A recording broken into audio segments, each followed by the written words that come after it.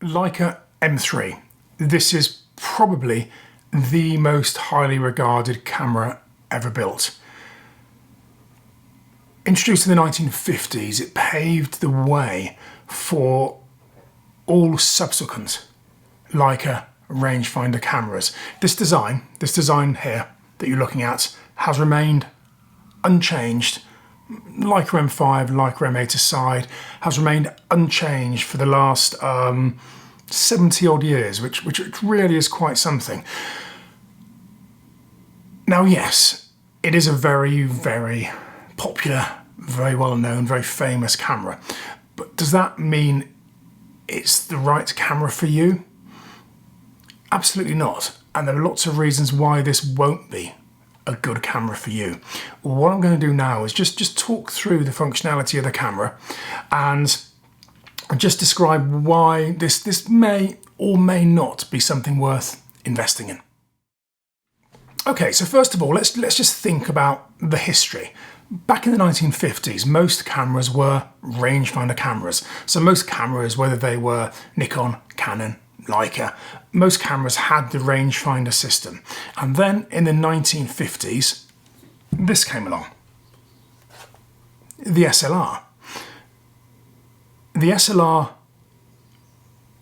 offered many, many advantages to the rangefinder cameras because you are looking through the lens. As a result, the SLR cameras, Nikon, Canon, Leica eventually, really took off, and the rangefinder system that this camera has went into a very, very steep decline. The reasons for that then are the same as the reasons today. SLRs, modern SLRs, have a huge number of advantages over rangefinders.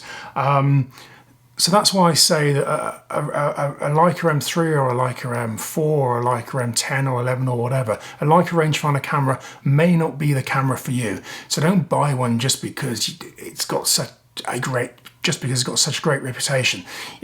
It has a reputation, yes, but that doesn't mean it'll work well for you. Okay, let's just quickly talk through the features of the M3. Let's start with the base. Let's start on the bottom, loading the film. To load the film, you just take the base plate off.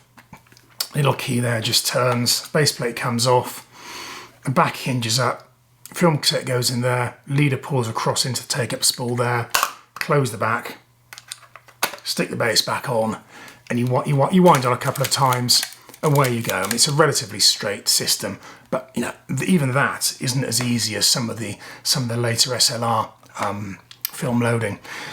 Looking at the back, you've got a memo, a reminder just there, so you can remind yourself of the ASA of the film, whether it's colour, black and white and the rest. Viewfinder there, two little sockets for flash sync. Looking at the top, very straightforward. Frame counter here, shutter release there. This is the wind on crank. Now the M3 actually came in two versions, single wind version, double wind version. The double wind version was the first version, so you'd need to wind it on twice to actually advance the film. This is the single wind version, which was a bit later, just requires the single wind. There's the shutter speed dial there. Mechanical shutter from a thousandth of a second down to a second. Very simple, very reliable shutter. No meter built into these cameras. The meter didn't come along on the Leica M cameras until the M5, which wasn't the greatest of cameras, then really the M6. Over here you have the film rewind. Little lever just pulls up there. Just wind there to rewind the film. On the front here you have the lever, little lever just there that you push around to release the mechanism to rewind the film, similar to the button you get on the underside of most film cameras these days. That's the self-timer. That's the lens release just there. Push the button in, lens comes off. Now this is the Leica M mount. The Leica M3 was the first camera with the Leica M mount. It replaced the Leica screw cameras. The M mount is a much quicker and easier mount to use. And the M mount is the mount, give or take a few little details, the mount that's available today on all modern M lenses. The great thing about this is you can put pretty much any modern lens onto this camera, and you can put pretty much any lens from this era onto a modern camera. The mount just hasn't changed. Now over here you have the frame selector, which is connected to the rangefinder and the viewfinder system on the top here, which really is where this camera differs from the modern, or the modern and all, for that matter, SLRs. It's a rangefinder system. So as the user, you look through the viewfinder there, looking through the viewfinder there. So you're not looking through the lens. Obviously with an SLR, you're looking through the lens, but with a rangefinder, you don't look through the lens. So the closer you get to the camera, the more inaccurate framing becomes, because you're not actually seeing exactly what the film sees. You get parallax errors. Now these cameras, as you focus closer and you look through the viewfinder, you do have a frame, and that frame shifts slightly as you move from infinity focus through to close focus. That frame will shift, which does correct the parallax, which helps, but it's not perfect. With this system as well, you have a number of frames built in. So there are certain lenses you can use on this camera with the built-in frames, and that's what the frame selector does. So as you move the frame selector, it goes through the frames in the viewfinder, so you can preview your wide angle, your standard, your telephoto field of view. It's quite a nice system. Now, the M3, quite strangely, has bright line frames for 50mm lenses, 90mm lenses, or 135mm lenses. Now that's a bit odd, because the M system is really well known for working at its best with the wide angle lenses. So many Leica photographers use 50s, and many use 35s, but the first M3 didn't have a 35mm frame. If you want a 35mm frame built in, you have to wait for the M2. The M2 was the later camera that replaced the M3. Or actually didn't necessarily replace it, it was a slightly simplified version of the M3, but the M2 had frames for 35, 50 and 90. The M3, I'll say it again, frames for 50, 90, 135. It wasn't until the M4 that you had frames from 35 through to 135. So the M4, 35, 50, 90, 135. You then go on to the M4P and the M6 on the later cameras. They generally have frames for 28, 35, 50, 75 and 90. So if you're looking at a Leica M camera and you use one particular lens more than any of the others, do consider that, because if all of your work is on a 35mm lens and this camera isn't the best camera to buy, you're far better with an M2 or a later camera.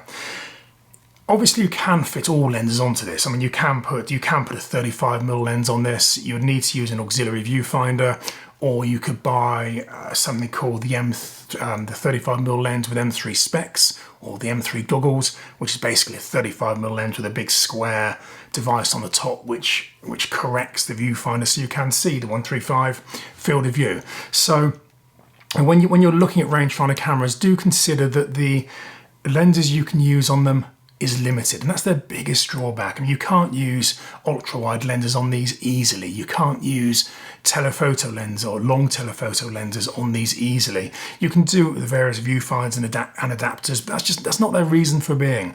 Now, these cameras are really designed to be used with moderate wide and moderate telephoto lenses. And if you're only using moderate wide and moderate telephoto lenses, these are fantastic. The other thing to consider is the fact it's a rangefinder. Now, there's a little rangefinder window there, and you also view through there when you focus. So when you focus, you see two images, and the two images coincide like that. Once the images have coincided, the image is in focus. Some people like this, and some people absolutely hate it. Many people prefer the focusing on this. So again, that's something to bear in mind. Consider the lenses you're using, and also consider that the focusing isn't everybody's cup of tea. I would strongly recommend hiring one of these cameras before buying one if you can, just to make sure you get on with the rangefinder system. Some people love it, some people hate it. Again, it's at its best at wide angle and standard. So if you're using 35mm, if you're using maybe 28mm, 50mm lenses, this system works really, really well. As you move towards the telephoto end, 75, yeah, that works well, 90 works well. You start going to 135, and again, it just becomes a bit more difficult to use. But that is a very, very professional, very, very personal thing. Try the camera yourself and see how you get on. So, functionality, that pretty is much it. I mean, it's pretty much it. You've got the obviously strap lugs there, tripod attachment on the bottom, two versions on the M3. There's a 1/4 inch and a 3/8 inch. So if you happen to buy the version with the 3/8 inch, which is slightly large, you might need to get an adapter to put it onto the modern tripod. That's not really an issue. It's a fundamentally very basic camera. As I said, it's mechanical. Anything mechanical needs to be well maintained and it needs to be used. So if you're looking to buy one of these secondhand and you discover one that's been stuck in a drawer for 30 years, don't expect it to work. It won't. It's mechanical. You do have to look after these. You do have to get them regularly maintained. And if you're buying secondhand, having one that's been serviced, buying one that's been serviced recently is really, really important, because if it hasn't been serviced in the last 10 years, there's a strong chance within the next few years it will need to be serviced. So if you're buying one, just factor that into the price. Now, I'll put a link up above that explains what you need to check when buying M cameras. They're generally very, very reliable, but you still do have to be careful because clearly they are getting very, very expensive these days. If you have any questions, please stick them in the boxes below. Otherwise, subscribe and like, and I hope to see you again soon. Thank you. Bye-bye.